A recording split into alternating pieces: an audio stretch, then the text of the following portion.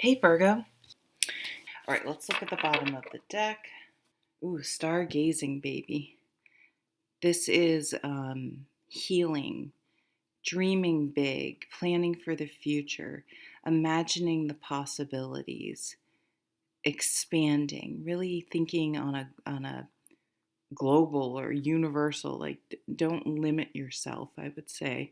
There's something about looking like there are two people here, looking up and pointing out different things. It just is like some people either someone trying to show you something, or you're trying to show someone else something.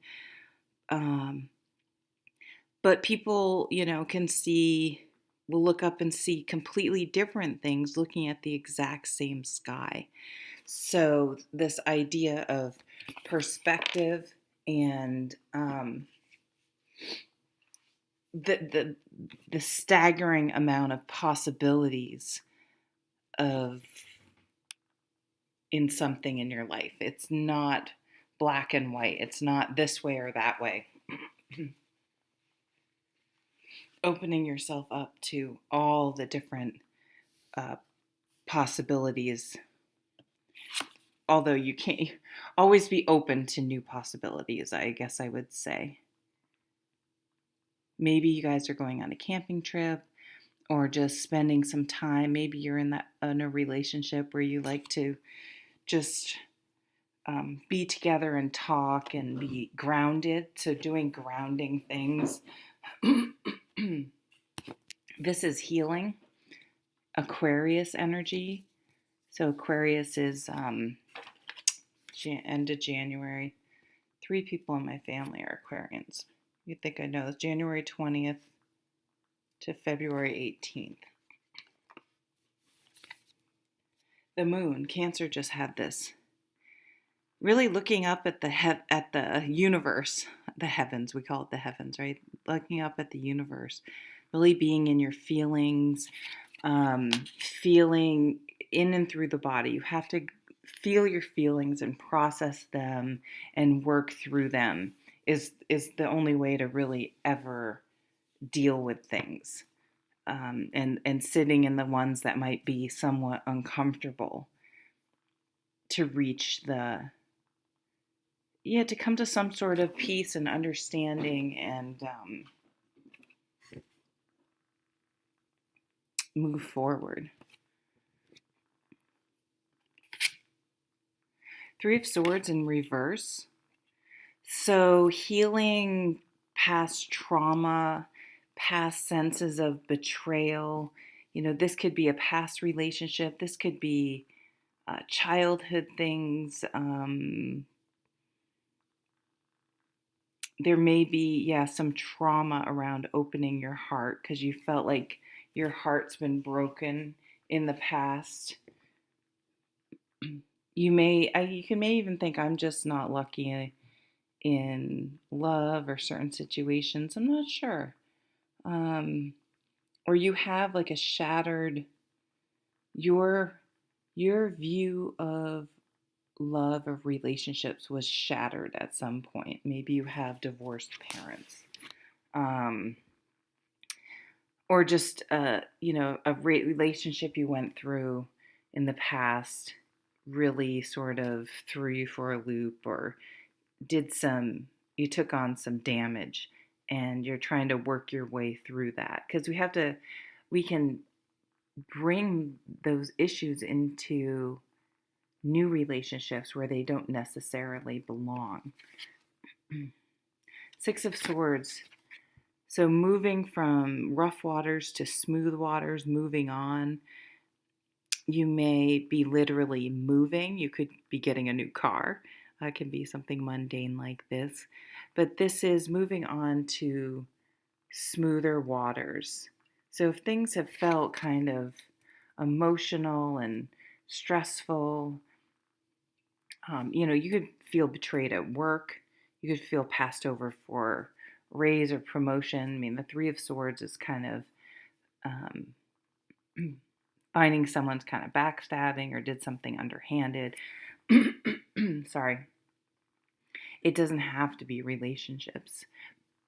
Well, I mean, work relationships are relationships. It doesn't have to be romantic relationships. But there's a real move towards healing and moving on and looking forward. I mean, you could say this is a sunset or a sunrise, right? It's not really clear, but either way, it's the it's a shift in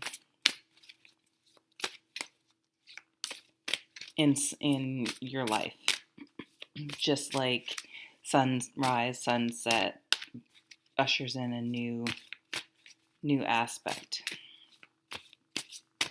All right, let's pull some more cards and see what's going on. Someone could be moving, like someone in your life could be moving. There's a backpack there. Someone could be backpacking, camping. We get this camping again. Two of Wands. You only have so much energy. Oh, God, these are just coming out. The moon again. Fuck me. Excuse my language. I've been saying that a lot in reading. Maybe you're like killing yourself at a job, or I don't know, something feels like it's draining you, and you're like, is it, your time is worth something, and is the proportion of energy you're putting into something, are you getting enough out of it to make it worth it?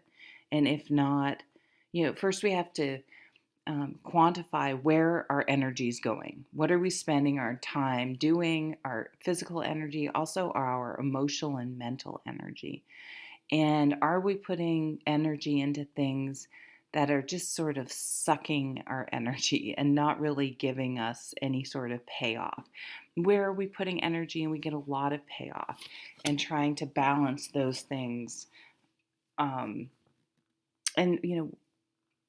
maybe we need to examine why in some areas we're expending all this time and energy and worry and whatever, and it doesn't seem like we're getting anything back.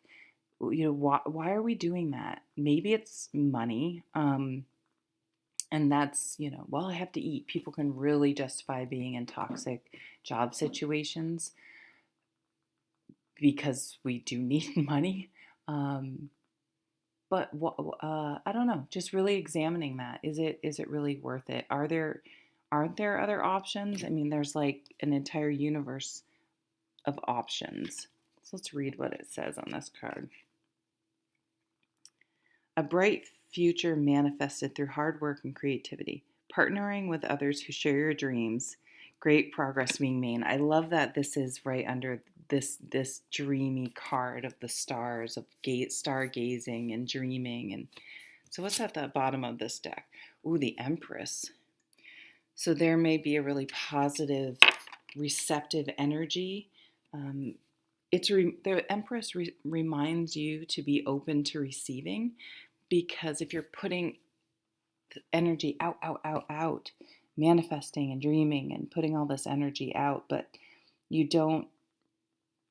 there's not a two-way street there, you're not open to receiving, then the universe can't give back. You have to be open to receiving as well as putting energy out there. This could be pregnancy, this could be your mother, this could be a mother figure or someone, a mother, something new, some new seed planted, some new idea.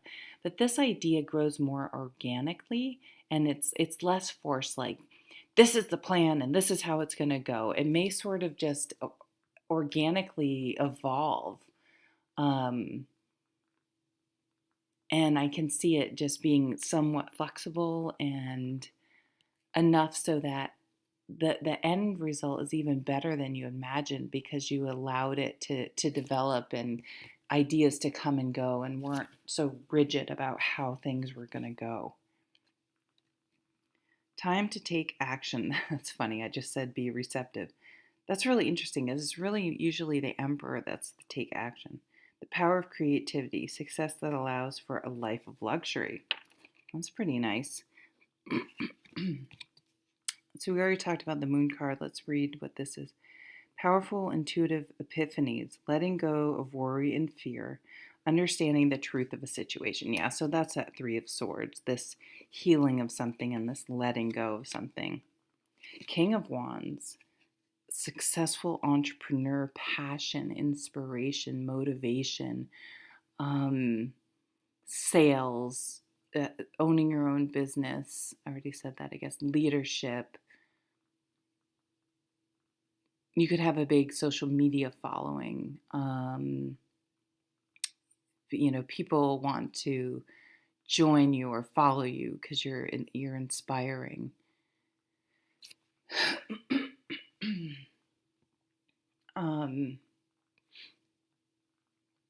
This is even giving presentations, advertising, public speaking, acting. Did I ever say that? What does it say? Innovation, inspiring, wise, theatrical. A financial windfall. Your leadership skills are needed now. An unexpected supporter of your cause. Yeah, so this could, if this isn't your energy, don't get hung up on gender. My God, I can't talk. Gender. This could be a benefactor or, a champion of your cause, supporting you and helping you and inspiring you to keep going. Ooh. So that's what I have for you. Thank you so much for stopping by and listening to the reading. And if you're still here, if you'd like, share, and subscribe, I would certainly appreciate it. Thank you.